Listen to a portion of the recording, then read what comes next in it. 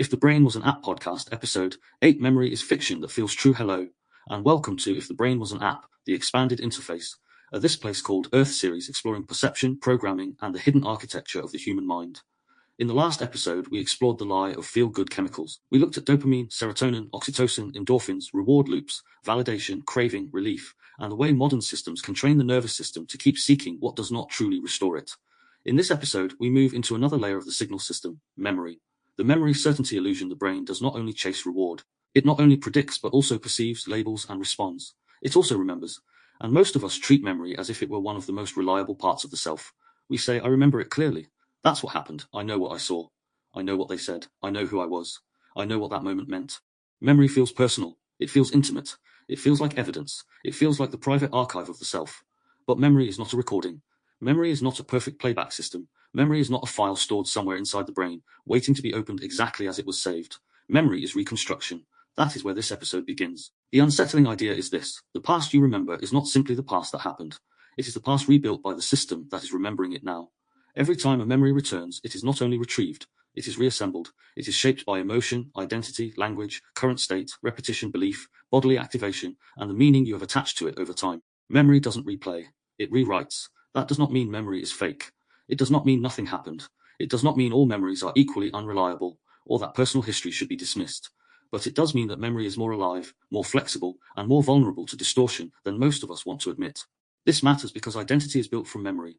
Who you think you are is partly a story built from what you remember happening to you, what you remember doing, what you remember surviving, what you remember losing, what you remember being told, what you remember believing, and what you remember becoming. Your past is not just behind you. It is part of the interface through which you interpret the present. So if memory is unstable, identity becomes less fixed than it feels. That is not a small idea. It touches everything. The person who remembers themselves as rejected may enter the present expecting rejection. The person who remembers themselves as powerless may interpret a challenge as proof of helplessness.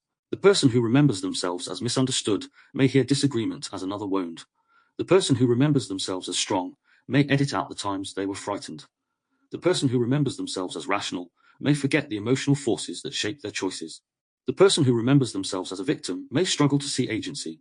The person who remembers themselves as the hero may struggle to see harm. Memory not only tells us what happened, it tells us who we think we are because of what happened. Because the brain wants coherence, memory often becomes self-consistent before it becomes truth-consistent. It begins to support the story already active in the system. It selects details. It strengthens certain emotional tones. It leaves other things out. It turns a messy, layered human past into something easier to carry, defend, repeat, and believe. This is why two people can remember the same event differently, and both feel certain. One remembers the tone. Another remembers the words. One remembers the fear. Another remembers the intention. One remembers being dismissed. Another remembers being attacked. One remembers the beginning. Another remembers the ending. One remembers what was said. Another remembers what was felt. Both may be telling the truth from inside their own reconstruction. That is where memory becomes so powerful in relationships. Many arguments are not only about what happened, they are about whose memory gets to define reality. That's not how it happened. You always do this. I never said that. You made me feel like this. You're twisting it. No, you're rewriting it. Underneath the argument is a deeper terror. If my memory is questioned, my version of the self may become unstable. Because we do not defend memory only as information. We defend it as identity. This is also why narrative manipulation works, personally and societally. If memory can be shaped, identity can be shaped. If repetition can alter what feels true, belief can be stabilized. If language can frame how events are remembered, meaning can be controlled. If media can repeat certain images, phrases, emotional tones, and interpretations, collective memory can be curated. A society does not only live through what happened, it lives through what it is repeatedly taught to remember. That is a major expansion field for this episode. Personal memory and collective memory are not separate. Both are reconstructed through repetition, emotion, authority, language, and belonging. Families do this. Friend groups do this. Institutions do this. Media systems do this. Political movements do this. Cultures do this. They stabilize certain versions of the past and make other versions harder to access. The phrase history is written by the winners points towards this, but it is not only about history books. It is about the nervous system. It is about what a group is trained to feel when certain events are remembered. Pride, shame, fear, grief, loyalty, anger, gratitude, suspicion, moral certainty. Once an emotional tone is attached to memory, memory becomes much harder to question. This is why memory is not just cognitive, it is somatic. The body reacts to remembered events as if something is happening now. A memory can tighten the chest, raise the heart rate, create heat, bring tears, collapse posture, activate shame, bring nostalgia, stir longing, restore confidence, reawaken fear. The event may be over, but the body may still respond as though the signal is present. That means memory is not only something you hold in the mind, it is something that can hold you in the body. This is where trauma becomes important. Trauma memory does not always behave like ordinary narrative memory. It can be fragmented, sensory, emotional, nonlinear, bodily, vivid in some places and absent in others. The person may not remember the event as a clean story. They may remember it as a smell, a tone, a sensation, a frozen reaction, a sudden fear, or a bodily state that returns without explanation. Memory can become felt more than remembered. This is why it is dangerous to treat memory only as factual recall. The body may be carrying something the mind cannot organize yet, but it is also dangerous to treat every bodily memory as the perfect truth. The system may contain real signals and still attach them to incomplete stories. The work is not to dismiss memory or worship it. The work is to relate to it with humility. That is the key tone for this episode. Humility, not cynicism, not denial, not nothing can be trusted, but humility. To say my memory may be meaningful, but it may not be complete. My certainty may be sincere, but sincerity is not the same as accuracy. My past shaped me, but the story I tell about my past may still be evolving. My body may be carrying real signals, but I still need awareness to understand what those signals mean. Because if memory is reconstruction, then awareness becomes the editor. Not the editor that falsifies, the editor who notices, the editor who asks, what am I emphasizing? What am I leaving out? What emotional state am I remembering from? Who taught me to tell the story this way? What identity does this memory protect? What possibility does this memory prevent? What would change if I remembered this differently? That final question is powerful because memory can become a cage when it fixes identity too tightly. A person may keep living from a memory that has become the central organizing myth of the self. This is why I am like this. This is why I cannot trust. This is why I will fail. This is why people leave. This is why I must stay in control. This is why I never show weakness. This is why I cannot change. Sometimes those stories began from real pain. They deserve respect. But even true pain can become a limiting narrative if the memory never updates. The event may have happened. The wound may be real. But the meaning attached to it may not have to remain frozen forever. This is where episode 8 becomes deeply connected to the whole series. Episode 3 showed us that perception is constructed. Episode 4 showed us that prediction arrives before perception. Episode 5 showed us how categories simplify reality. Episode 6 showed us a signal before the story. Episode 7 showed us how loops can train desire. Now, episode 8 shows us that memory itself is part of the interface. The remembered past becomes one of the systems through which the present is interpreted. You do not only live from what happened, you live from what your nervous system remembers happening. More than that, you live from what your identity believes those memories mean. That is why the title matters. Memory is fiction that feels true. Not fiction as in false. Fiction is constructed, shaped, narrated, edited, reassembled, given a plot, given characters, given moral meaning, given emotional weight, given a beginning and an ending, even when real life was far messier. The self is partly built from those stories, and if those stories can be examined, softened, widened, and reinterpreted, then the self may be less trapped than it appears. So the opening question for this episode is not simply, can I trust my memory? The deeper question is, what has my memory been training me to believe about myself, about others, and about reality? What past am I still living inside? What story do I keep repeating because it feels like the truth? What version of myself is protected by this memory? And what part of me might become possible if I allowed the story to change? Memory does not merely preserve the past. It helps build the interface through which the future becomes imaginable. Part 2 Anchor Concept. Memory Reconstruction. The anchor concept for this episode is that memory is an active process, not a passive storage system. We often imagine memory as if the brain records experience, saves it, and then plays it back later. Like opening an old video file, like pressing replay, like returning to an archive where the past remains untouched. But that is not how memory works. Memory is not simply stored truth. Memory is reconstructed. Every time you remember, the brain is not only retrieving the past, it is rebuilding it from fragments, sensory impressions, emotional tone, language, meaning, context, bodily state, belief, repetition, and what the present version of you now understands. That means memory is not fixed, it is alive. And because it is alive, it can change. This does not mean memory is useless. It does not mean your past is fake. It does not mean painful memories should be dismissed, or that people should doubt everything they have lived through. It means memory is more complicated than certainty allows. It means the brain remembers to make meaning, not simply to preserve evidence. The old model says, memory equals stored truth. The wider model says, memory equals reconstructed narrative. That distinction matters because the mind often treats remembered experience as proof. We build arguments from memory. We build identity from memory. We build boundaries from memory. We build fear from memory. We build self-worth from memory. We build assumptions about relationships, safety, authority, love, rejection, failure, belonging, and possibility from memory. The remembered past becomes part of the operating system. But if memory is reconstructed, then the past inside us is not just what happened. It is what happened, plus the emotional meaning we attach to it. It is what happened, plus how often we repeated it. It is what happened, plus the words we used to describe it. It is what happened, plus what our family, culture, peers, media, or belief system told us it meant. It is what happened, plus the state we are in when we recall it. Memory is influenced by emotion at the time of the event. When something is emotionally charged, the brain does not encode everything equally.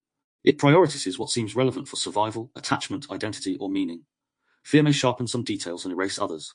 Shame may make the self feel more exposed than the facts alone would suggest. Joy may bathe a memory in warmth and reduce awareness of difficulty. Anger may simplify the scene into offense, blame, or injustice. So memory is selective from the beginning. You do not encode every detail. You encode what your system considers important, and what the system considered important was shaped by the state. A calm nervous system may register context. A threatened nervous system may register danger. A lonely system may register rejection. A proud system may register success. An ashamed system may register humiliation. A grieving system may register loss. This means memory begins as interpretation even before it becomes recall. Then later, when the memory is recalled, the present emotional state becomes part of the reconstruction.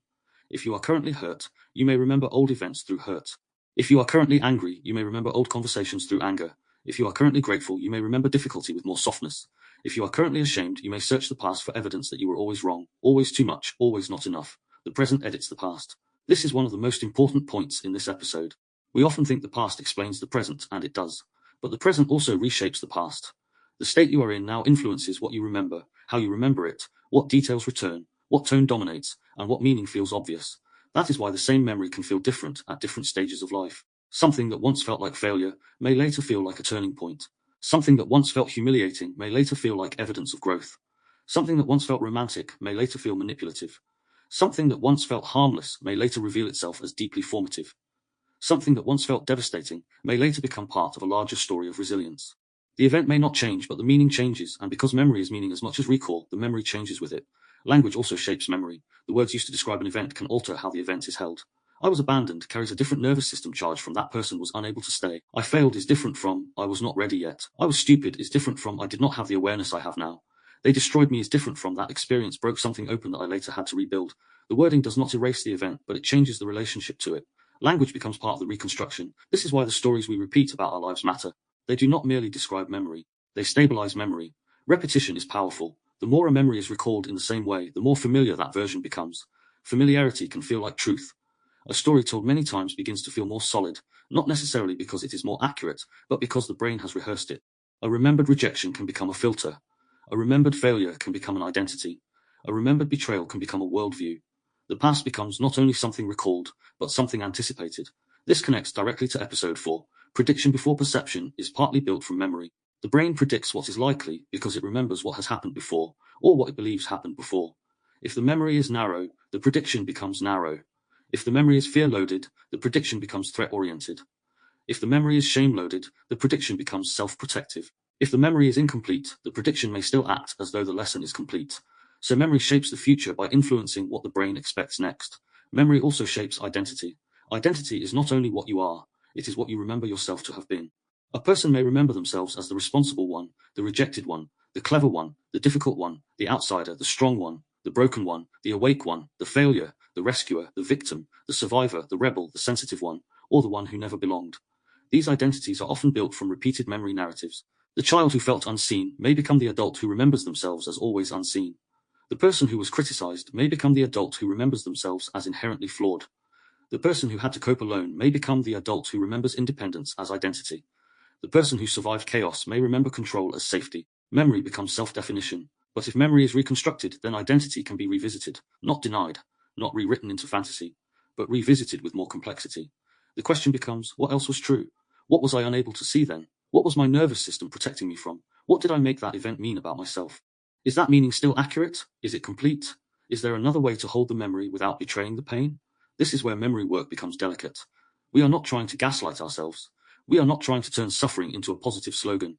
We are not trying to deny harm, excuse people, or make every wound into a lesson. But we are asking whether the story around the wound has become frozen. We are asking whether memory has become a prison rather than a signal. Because memory can be true and still incomplete.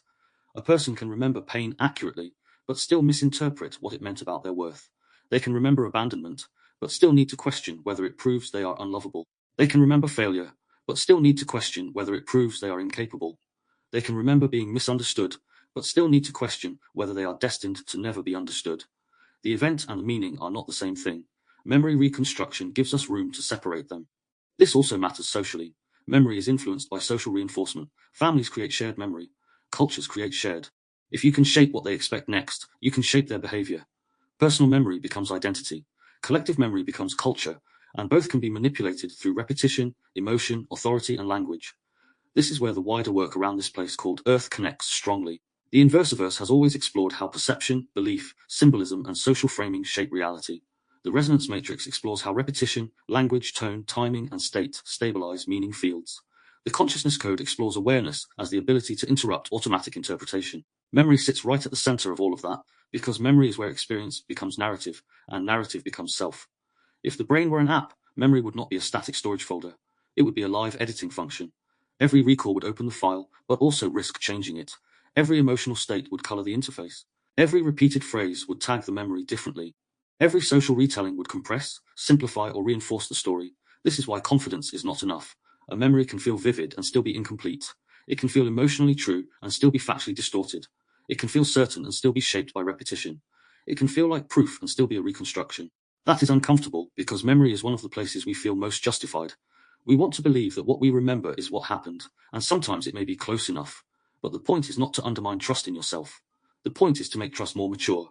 A mature relationship with memory says, I honor what I remember, but I also understand that memory is alive. I can take the signal seriously without making every detail untouchable. I can respect the emotional truth without assuming the narrative is complete. I can hold the past with care without letting it fully define the future. That is the anchor concept. Memory is not a record of reality. It is a reconstruction shaped by the present, and once you understand that, you can begin to ask different questions. Not only what happened, but how have I been remembering what happened? Not only what did this do to me? What meaning did I attach to it? Not only why am I like this, but what memory story is my nervous system still using to predict who I am allowed to become? Because memory does not just tell the past. It trains the interface, and if the interface can be seen, it can begin to change. Part 3. The hidden layer. The hidden layer in this episode is that memory does not simply preserve the past. It organizes the past around emotion, identity, repetition, and belonging. We like to believe we remember what happened, but very often, we remember what fits. We remember what fits our emotional state, what fits our identity, what fits the story we have repeated, what fits the group narrative we belong to, what fits the meaning our nervous system has already attached to the event. That does not make memory worthless. It makes it human. The first hidden layer is that emotion rewrites memory. Strong emotions prioritize certain details. Fear, shame, joy, grief, humiliation, love, trauma, and awe do not encode experience neutrally. They highlight what the system believes matters. If the body feels threatened, memory may focus on danger cues, a facial expression, a tone of voice, a doorway, a sound, a particular phrase. The rest of the scene may blur. If the body feels ashamed, memory may center around exposure, the look on someone's face, the silence afterwards, the feeling of being small.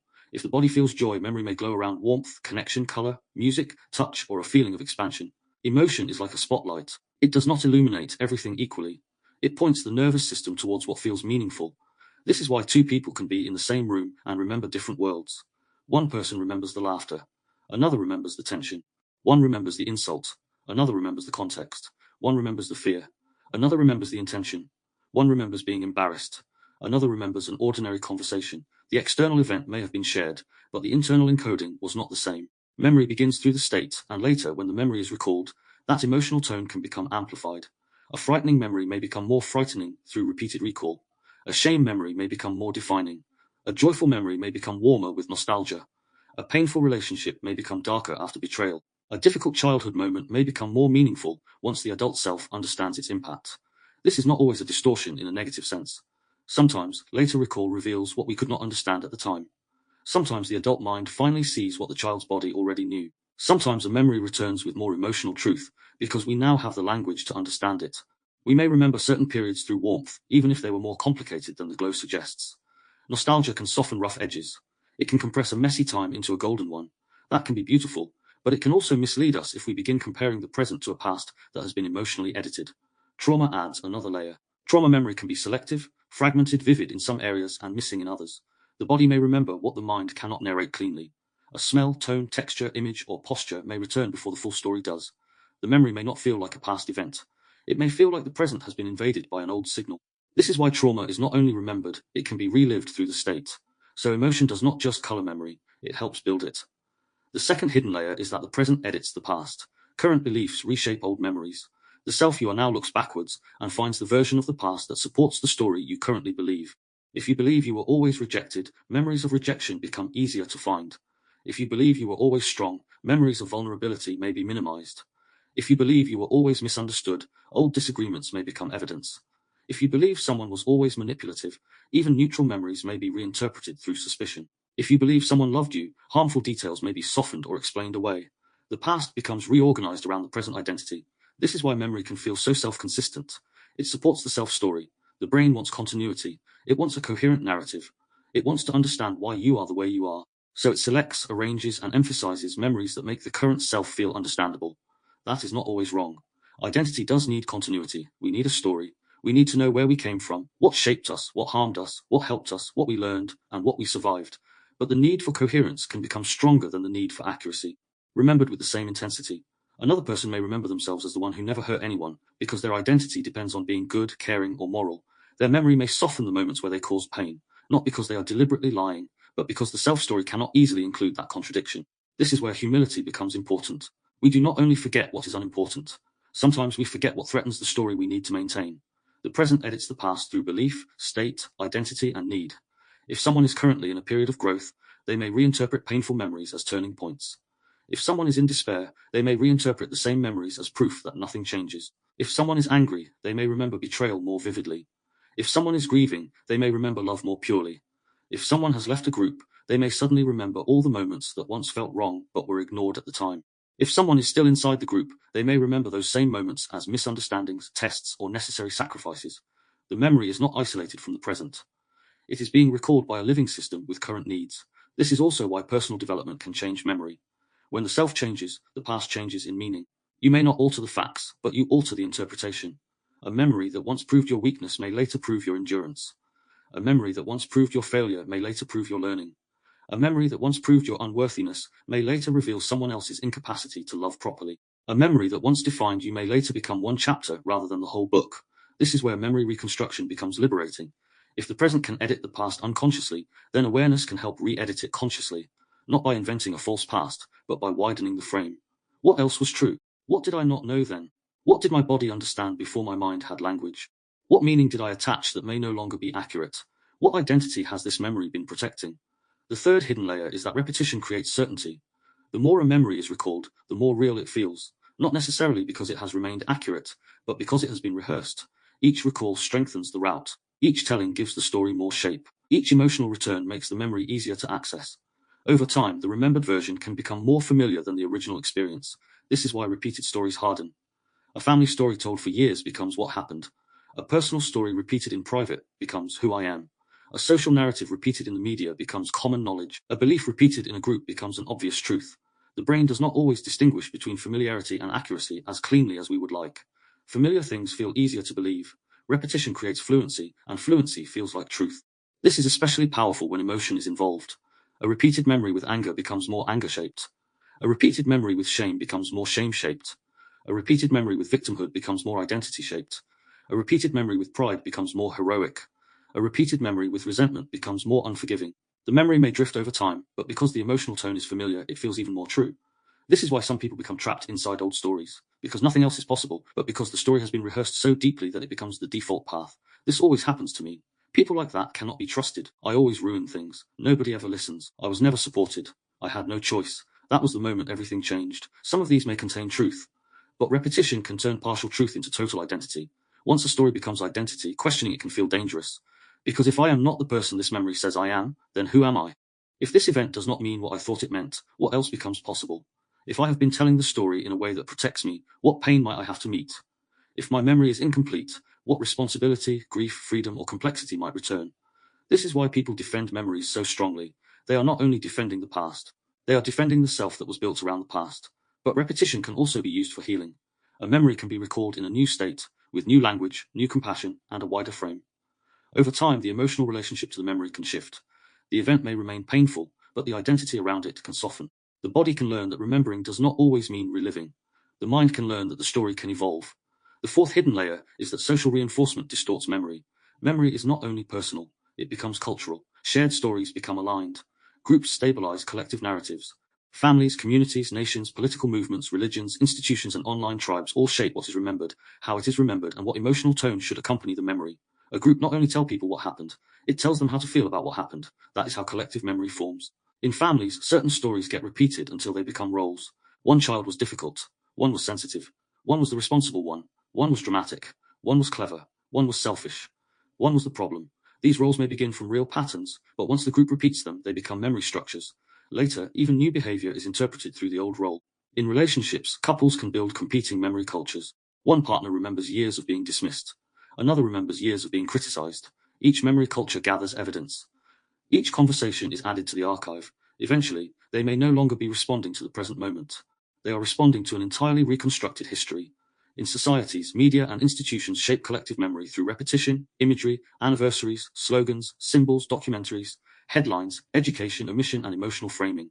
Some events are remembered with ceremony, others are forgotten. Some victims are named, others are abstracted. Some histories are simplified into progress, others are simplified into shame. Some narratives are repeated until they feel foundational. Others are made fringe by silence. This is why memory becomes a field of power. If you can shape what people remember, you can shape what they believe they are. If you can shape what they believe they are, you can shape what they will tolerate, defend, reject, fear, or pursue. Collective memory becomes a map of identity. In the Inversiverse, this is part of how social perception and identity manipulation work. People are not only manipulated through future promises or present fear, they are manipulated through versions of the past. What they are told happened, who they are told harmed them, who they are told saved them, what they are told their group has always been, what they are told must never be forgotten, what they are taught to feel pride or shame around. In the resonance matrix, repeated language, tone, rhythm, and emotional framing stabilize the memory field. A phrase repeated often enough becomes a memory cue. A symbol carries a whole emotional archive. A story told with the same rhythm becomes easier to inhabit. The field remembers through repetition. In the consciousness code, awareness interrupts automatic story formation. It asks, is this my memory or a memory I inherited? Is this what I experienced or what I was taught to repeat? Is this emotional truth or group reinforcement? Is this recollection or identity performance? These questions matter because memory can be recruited into belonging. A group may reward you for remembering correctly. Not accurately, but correctly according to the group narrative. To question the memory may feel like betrayal. To complicate the story may feel like disloyalty. To remember nuance may threaten belonging. That is why social reinforcement is so powerful. It not only distorts facts, it shapes emotional permission. What are you allowed to grieve? What are you allowed to question? What are you allowed to remember differently? What you are allowed to say was not as simple as everyone claims. This is where memory becomes cultural, not just personal, and the key insight returns. We don't remember what happened. We remember what fits. We remember what fits our emotional state, what fits our identity, what fits the story we have rehearsed, what fits the group we belong to, what fits the meaning that makes our life feel coherent. This is not a reason to distrust yourself into paralysis. It is not about saying memory is useless, or that every remembered wound is suspect. It is about developing a more mature relationship with remembering. A mature relationship with memory says, I will honor the signal, but examine the story. I will respect the pain, but question the meaning. I will listen to the body, but not turn every sensation into fixed history. I will allow the past to matter without making it impossible to reinterpret. I will notice how repetition has shaped certainty. I will ask what my identity needs this memory to prove. If memory is reconstructed, then we are not trapped in a single version of the past. We can widen the frame. We can include what was left out. We can soften what has become rigid. We can distinguish the event from the meaning. We can notice where emotion rewrote the scene, where the present edited the past, where repetition created certainty, and where social reinforcement stabilized a collective narrative. And in doing so, we do not erase the past. We stop letting one version of it own the future. Part 4, the expansion field, identity, narrative, and the manipulation of memory. This is where memory moves beyond recall and becomes part of identity itself, because if memory is reconstructed, then who I am is not built from a fixed archive of the past. It is built from the story of the past you keep returning to. What happened matters, but what you believe it meant also matters. What you remember matters, but how you remember it matters too. The self is not only shaped by events, it is shaped by the narrative built around those events. This is why memory is so powerful. It does not just tell you where you have been. It quietly tells you who you think you are allowed to become. When you say, this is who I am, there is usually a memory structure underneath it. A remembered childhood, a remembered failure, a remembered betrayal, a remembered success, a remembered humiliation, a remembered role, a remembered version of yourself that has been repeated so often, it begins to feel like identity. But if memory shifts, identity can shift too. Not because the past disappears, but because the meaning of the past can change. You may remember yourself as weak, and later realize you were overwhelmed. You may remember yourself as broken, and later realize you were adapting. You may remember yourself as foolish, and later realize you were inexperienced, unprotected, or operating from the awareness you had at the time. The event remains, but the identity built from it begins to loosen. This is what makes personal history editable. Not editable in the dishonest sense. Not editable as a denial. Not editable as pretending harm did not happen, or rewriting life into something more comfortable. Editable in the sense that interpretation can mature. Emotional tone can change. Context can widen. What once felt like proof of your inadequacy may later become evidence of what you survived. What once felt like shame may later become a signal of how little support you had. What once felt like failure may later become part of the route that formed your awareness. And this is also where narrative manipulation begins at the personal level. People unconsciously rewrite the past to reduce shame, inflate success, minimize failure, and justify behavior. You may remember your intentions more clearly than your impact. You may remember someone else's impact more clearly than their intentions. You may soften the parts of the story that make you feel guilty and sharpen the parts that make someone else seem wrong.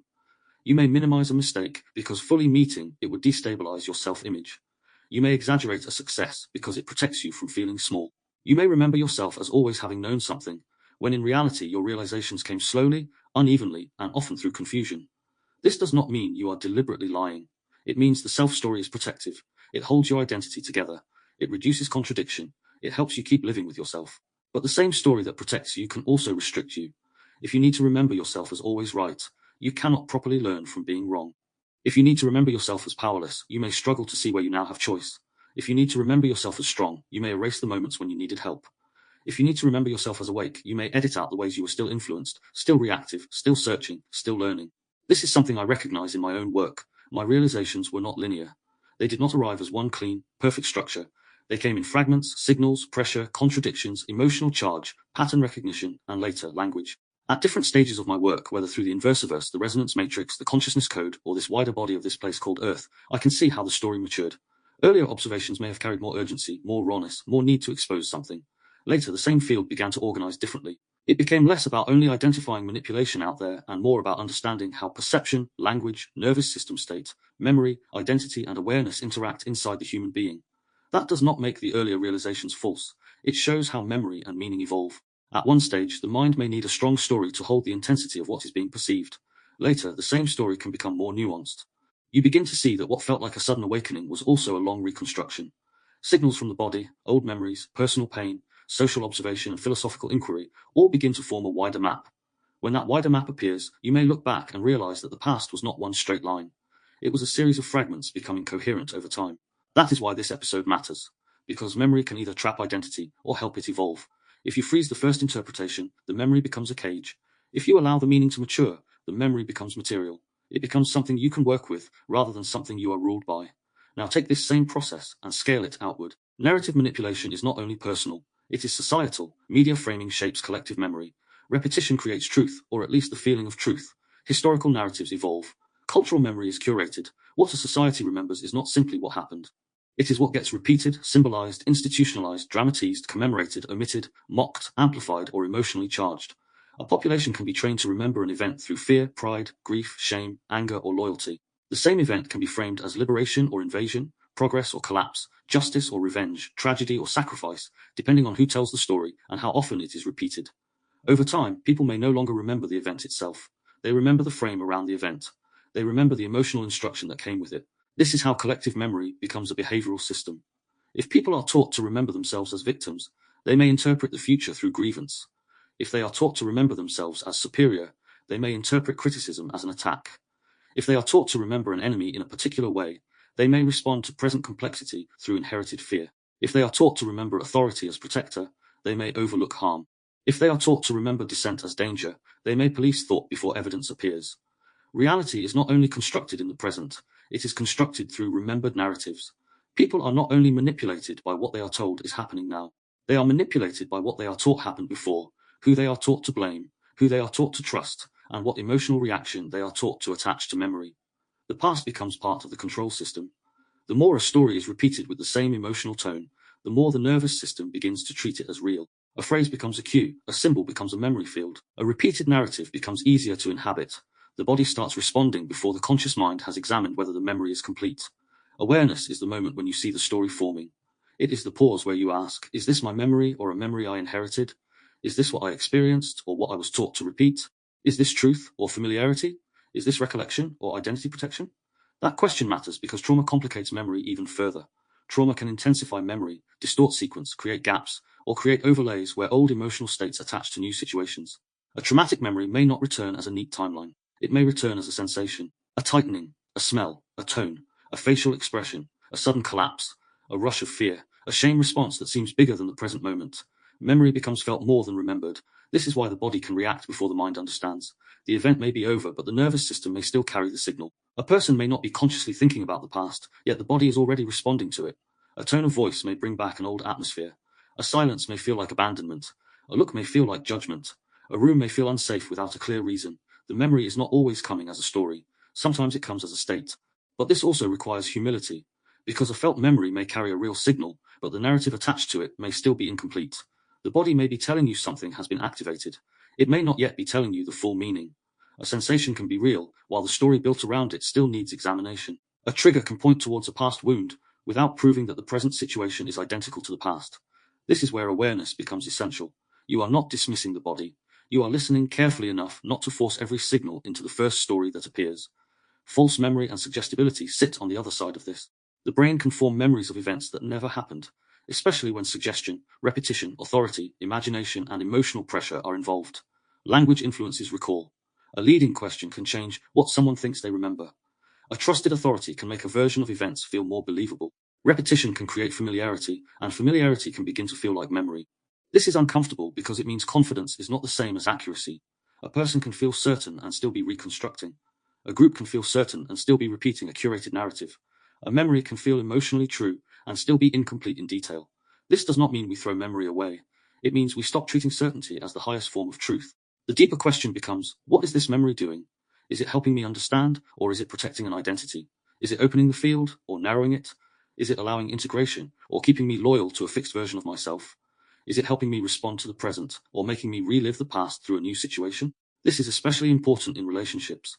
Two people may remember the same conflict differently because each nervous system encoded a different event. One remembers being criticized, the other remembers being ignored. One remembers the words, the other remembers the tone. One remembers the intention, the other remembers the impact. If both treat memory as fixed truth, the conversation becomes a battle over reality. But if both understand memory as reconstruction, there is room for complexity. This is what I remember, this is what I felt, this is what it meant to me. This may not be the whole picture. That does not solve everything, but it softens the war over certainty. At the personal level, this is where freedom begins. If your identity has been built from unstable memory, then you can begin to ask what parts of your self-story are still alive, and what parts are old protections. You can ask what memories you keep using as evidence against yourself. You can ask what past events you have turned into permanent conclusions. You can ask where the narrative has become too small for who you are now, because the past may have shaped you, but the story of the past continues shaping you. That story can be revisited, not erased, not falsified, revisited with more context, more compassion, more honesty, more awareness, more willingness to see that your realizations were not linear, your identity was not fixed, your memory was not perfect, and your current self may be capable of holding a wider truth than the self who first formed the story. So the expansion field here is this. Memory is identity architecture, narrative power, emotional inheritance, and cultural programming. It is personal and collective. It is biological and linguistic. It is felt in the body and repeated through society. It can protect, distort, liberate, or trap. Once you begin to see that, the question changes. Not only what happened, but what story has been built from what happened. Not only what do I remember, but what has this memory trained me to believe? Not only who am I because of my past, but who might I become if the story becomes wider than the wound? Part 5 field case. That's not how it happened. Let's examine this example. Two people look back at the same event, and both remember it differently. One says, that's not how it happened. The other says, yes, it is. I remember it clearly. And suddenly the conversation is no longer only about the past. It becomes about truth, trust, identity, and whose reality gets to stand. This happens in relationships all the time. A disagreement from years ago, a conversation after an argument, a family moment, a breakup, a decision, a betrayal, a promise, a tone of voice. One person remembers being dismissed, another remembers being overwhelmed, one remembers being attacked, another remembers trying to explain, one remembers silence as punishment, another remembers silence as self-control, one remembers a phrase, another remembers the atmosphere. Both are certain. Both feel the memory in the body. Both believe the other person is twisting the truth. But memory disagreement is not always deception. It is reconstruction. That line matters because the automatic assumption is often moral. If your memory differs from mine, you must be lying. You must be avoiding responsibility. You must be manipulating the story. And sometimes that can happen. People can distort the past deliberately. People can deny what they said. People can rewrite events to protect themselves. But not every memory conflict is conscious dishonesty. Sometimes two nervous systems encoded different parts of the same event. One person may have encoded the words, another encoded the tone. One encoded the emotional impact, another encoded the intention. One encoded the beginning of the argument, another encoded the ending. One encoded what they were trying to say, another encoded how it landed. And because memory is reconstructed later, each person rebuilds the event from different fragments. This is why memory conflict becomes so charged. You are not just defending a fact. You are defending the version of reality your nervous system has been using to understand what happened. If someone challenges that memory, it can feel as if they are challenging your pain, your judgment, your sanity, or your identity. That is why relationships can break over memory certainty. It is not always the original event that destroys the connection. Sometimes it is the fight over the memory of the event, the refusal to allow another version into the room, the need to win the past, the need to prove my memory is reality and yours is distortion. But if both people are reconstructing, the field becomes more complex. The question shifts from who is lying to what did each system encode. That does not remove accountability, but it changes the tone. It allows a person to say, I remember it differently, without automatically making the other person an enemy. It allows the conversation to include impact, intention, state, and missing context. Imagine two people after an argument. One says, you shouted at me. The other says, I didn't shout. I was just frustrated. Now, the first person may have encoded volume, intensity, threat, and bodily reaction. The second person may have encoded intention. I was not trying to scare you. I was trying to be heard. Both may be telling a version of the truth. One is remembering the impact. The other is remembering the intention. The conflict escalates when each person demands that only one layer counts. Or imagine someone saying, you were never there for me. The other person says, that's not true. I did everything I could. One memory is organized around emotional absence. The other is organized around effort. One remembers what was missing. The other remembers what was given. Both memories may contain real information, but neither may contain the whole picture. This is why memory certainty can become dangerous. The more certain you feel, the less likely you are to ask what your memory might have left out. Certainty narrows the field. It turns memory into evidence and evidence into identity. The person says, I know what happened, but beneath that is often, I know who I was in that moment. I know who you were. I know what this proves. Identity defends memory as truth. If I remember myself as the one who was harmed, I may resist seeing where I also caused harm. If I remember myself as the one who tried, I may resist seeing where my effort still failed to meet someone. If I remember myself as reasonable, I may forget the emotional force in my tone. If I remember myself as abandoned, I may overlook the ways I pushed connection away. This is not because the self wants to be false. It is because the self wants coherence. The nervous system prefers a stable story, and in memory conflict, that stable story can become a battlefield. The way through is not to abandon your memory. It is to loosen the grip of absolute certainty. Instead of saying, that is not how it happened, you might begin with, that is not how I remember it. That small change matters. It keeps your experience intact, but it makes room for reconstruction. It acknowledges that memory is perspective, state, and meaning, not a perfect recording. This does not mean all versions are equally accurate. It does not mean accountability disappears. If harm happened, harm matters. If someone repeatedly denies obvious patterns, that matters. If a person uses memory uncertainty to escape responsibility, that matters too. But awareness of reconstruction gives you a more precise way to engage. You can separate fact, feeling, meaning, and identity. What was said? What was felt? What was intended? What was the impact? What did each person encode? What has been repeated since? What story has each person built from it? Those questions can change the conversation, because often the deeper wound is not only the memory itself, but the feeling that your memory is being erased. When someone says, that didn't happen, the body may hear, your experience is not real. When someone says, you're remembering it wrong, the system may hear, you cannot trust yourself. That can activate shame, anger, defense, or collapse. A more integrated response would not demand immediate agreement. It would allow both realities to be examined. I don't remember it that way, but I can hear that this is how it landed for you. Or, my intention was different, but I can see that your body registered it as hurt. Or, I remember the facts differently, but I do not want to dismiss the emotional truth of what you carried. That kind of language does not weaken truth. It strengthens the relationship to truth by making it less brittle. This field case also applies to families. Family memory can become fixed in roles. You were always difficult. You were always sensitive. You were the strong one. You were fine. These phrases often come from selective memory. A parent may remember a child's behavior, but not the emotional environment around it. A sibling may remember a conflict, but not the pressure that created it. A family may remember one person as the problem, because that story protected the family system from looking at itself. Again, memory becomes a protective structure. Once a family repeats a memory long enough, it can become identity for the person inside it. They may spend years believing they were dramatic, difficult, weak, selfish, or broken, when in reality they may have been signaling something the system did not want to see. This is why revisiting memory can be powerful. It allows the person to ask, was that who I was? Or was that how the group needed to remember me? That question can be liberating. The same pattern appears socially. Groups remember events differently because they encode different details. One side remembers injustice. Another remembers disruption. One remembers fear. Another remembers courage. One remembers liberation. Another remembers loss. Then each group repeats its version until it feels self-evident. Disagreement becomes not just political or cultural, but memory-based. People are not only arguing about what should happen now. They are arguing from different reconstructed pasts. This is why memory is so central to identity. Personal identity, relational identity, family identity, cultural identity. Each depends on remembered stories. And when those stories are challenged, people defend them as if defending life itself. So the key insight in this field case is simple. Memory disagreement is not always deception, it is reconstruction. That does not make memory meaningless. It makes it layered. It means that when two people remember differently, the task is not always to decide immediately who is lying. Sometimes the task is to slow down enough to ask what each person's system preserved, what it erased, what it amplified, and what identity the memory now protects. If memory is treated as a weapon, relationships become trials. But if memory is treated as reconstruction, relationships can become places where truth is approached more carefully, not perfectly, not always successfully, but with enough humility to admit that the past may be larger than one nervous system's version of it. Part 6.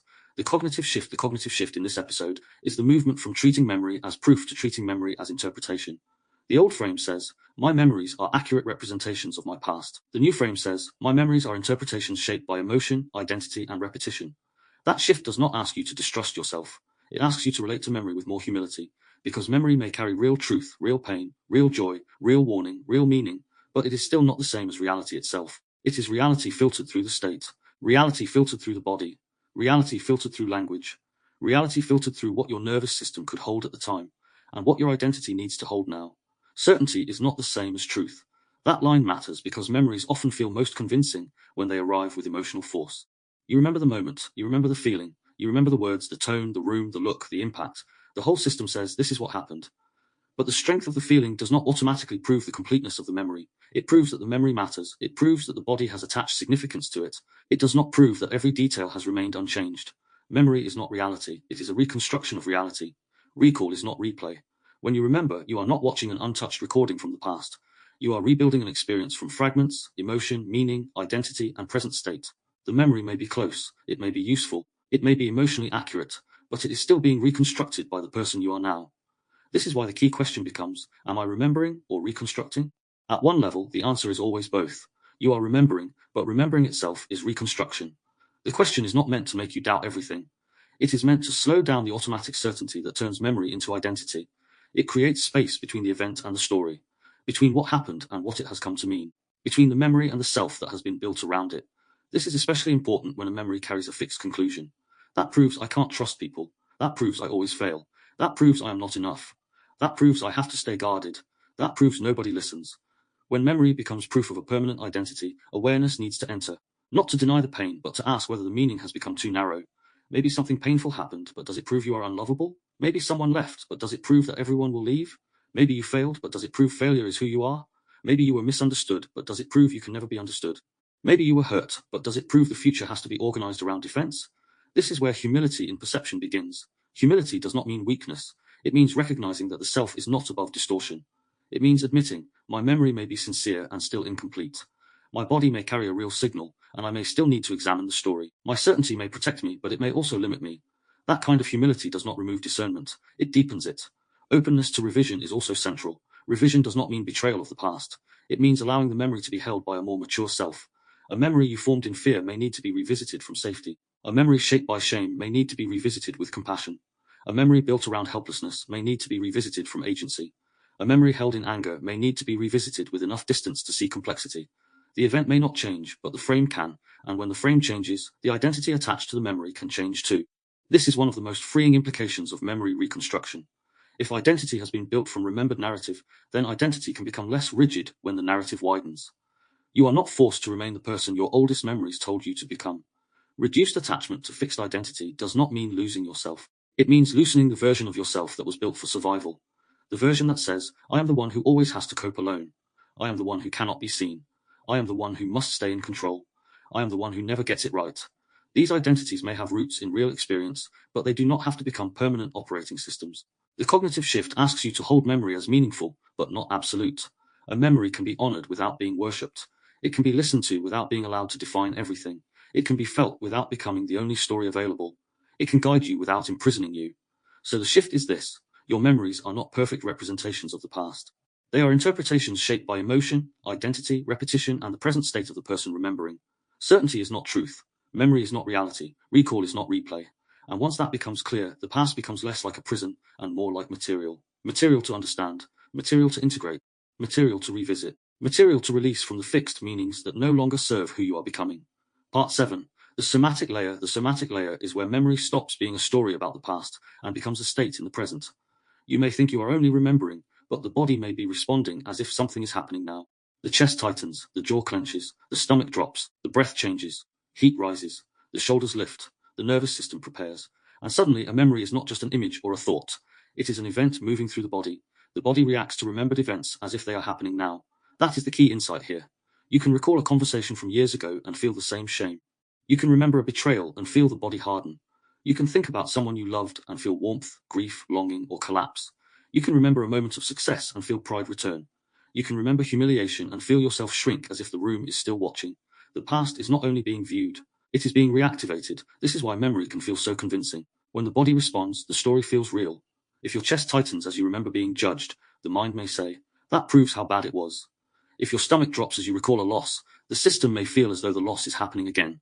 If anger rises while remembering an injustice, the body may prepare for a conflict that is no longer present. The memory may belong to the past, but the physiology is happening now. This is especially clear with trigger responses. A trigger is not always a dramatic emotional explosion. Sometimes it is a subtle shift in state. A tone of voice, a look, a silence, a smell, a place, a phrase, or a social dynamic can activate a memory loop before the mind understands what has happened. The present moment touches an old pattern, and the body begins responding from the remembered state. You may not consciously think, "This reminds me of before." The body simply knows something feels familiar. That familiarity can be protective, but it can also distort perception. If the body reacts from a memory loop, the present may be interpreted through the past. A neutral silence becomes abandonment. A disagreement becomes rejection. A delay becomes disrespect. A boundary becomes punishment. A question becomes an accusation. The body is not only reacting to what is here, it is reacting to what has been remembered through what is here. This is how memory shapes perception through the nervous system. Tension from past recall is another way this shows up. You may replay an event and feel the body tighten as though you are trying to solve it again. A regret, a missed opportunity, a sentence you wish you had said differently, a decision you wish you had made sooner. The body loops through the memory, searching for resolution, even though the event itself cannot be changed. Regret often lives like this. It pulls the body backwards. It says, if only I had known, if only I had spoken, if only I had left, if only I had stayed, if only I had listened, if only I had acted differently. The mind tries to revise the past, but the body carries the tension of an impossible correction. Shame also lives strongly in the body. Shame memory often creates contraction. The body wants to hide, disappear, shrink, cover, defend, or justify. The memory may be old, but the self-image it threatens can feel current. Shame does not only say, "That happened." It says, "That says something about me." This is why shame memories can become identity-defining if they are not integrated. Nostalgia is different, but it is still somatic. A memory can soften the body, warm the chest, bring tears, create longing, or make the present feel emptier by comparison. Nostalgia can be beautiful because it reconnects us with warmth, meaning, innocence, love, music, places, people, or seasons of life. But it can also become a loop if it turns the past into a golden world the present can never match. The body reaches backwards, not only to remember, but to feel something it struggles to access now. Pride also has a bodily signature. A memory of success, courage, creation, or survival can lift posture, expand breath, and restore confidence.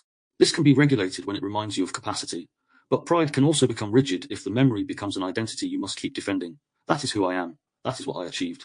That is why I must not fail. Even a positive memory can become a trap if the self becomes fixed around it. So memory is not just painful or pleasant. It is embodied. Nostalgia, regret, shame, pride, grief, fear, longing, and relief all show that memory moves through the body as a state. This is where the difference between regulated and hijacked memory matters. Regulated memory is flexible. It can be felt without completely taking over. It can be revisited without being relived. It can hold complexity. It can say, "This hurt and I am here now. That shaped me, but it does not fully define me. I remember it this way, but there may be more to the story."